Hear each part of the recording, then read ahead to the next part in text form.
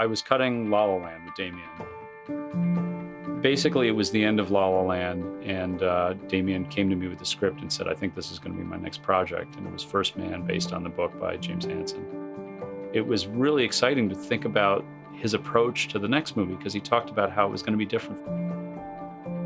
La La Land had all these long takes, and it was romantic, and it was smooth, and the cuts were very clean and precise in a certain way.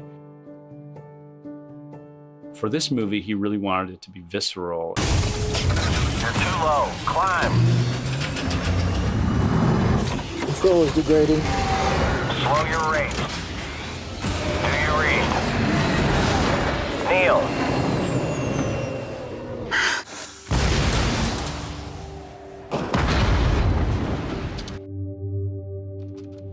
Damien, he's a big fan of 2001: A Space Odyssey and Interstellar and other space movies.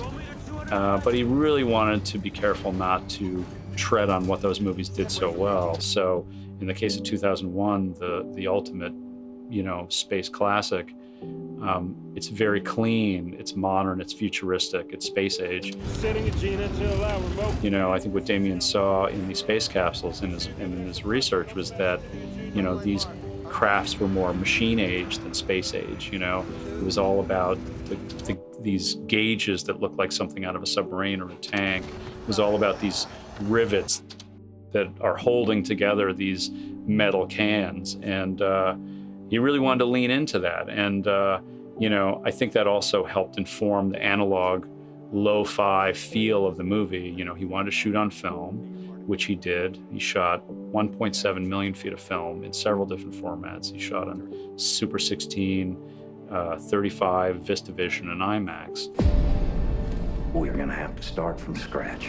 The shooting style was gonna be cinema verite, and he told me he was gonna shoot it like a documentary.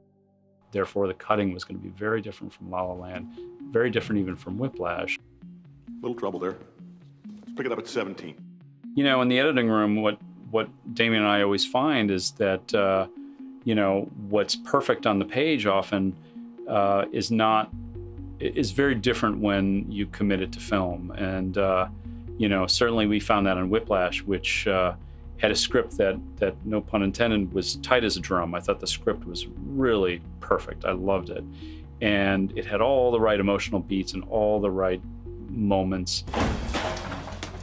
But, once you get the dailies, once performances inhabit these characters. Why do you suppose I just hurled a chair at your head, Neiman? Once you get looks and eyes and reactions, you often find that less is more. And that was certainly the case on First Man. I think the big difference on First Man was that Damien knew that we would have a different sort of elasticity in terms of our storytelling in the editing room because of the verite shooting. Capturing details and moments in a documentary fashion was going to mean that we would have even more heavy lifting to do once we got into post. So the way Damien and Lena shot the film is, even during the scripted scenes, they would choose to have a second camera, sometimes a third camera, that would just be grabbing little details, little off-screen moments. He knew that he would be collecting a lot of this footage that we wouldn't exactly know where it would go, but we'd have it to work with.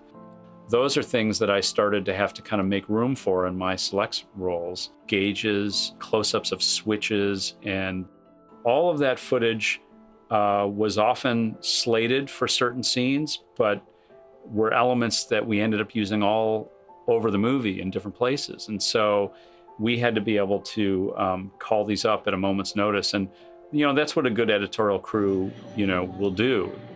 My crew had to organize all of these insert shots into separate bins. So we had these massive bins that would just be called Gemini 8 inserts or Gemini 8 windows.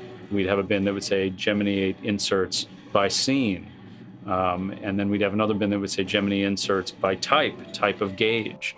And we did the same thing for the Apollo missions as well. It was a reminder to me that every piece of film has value. If it wasn't for finding creative ways to organize the material, I think we'd still be editing the movie.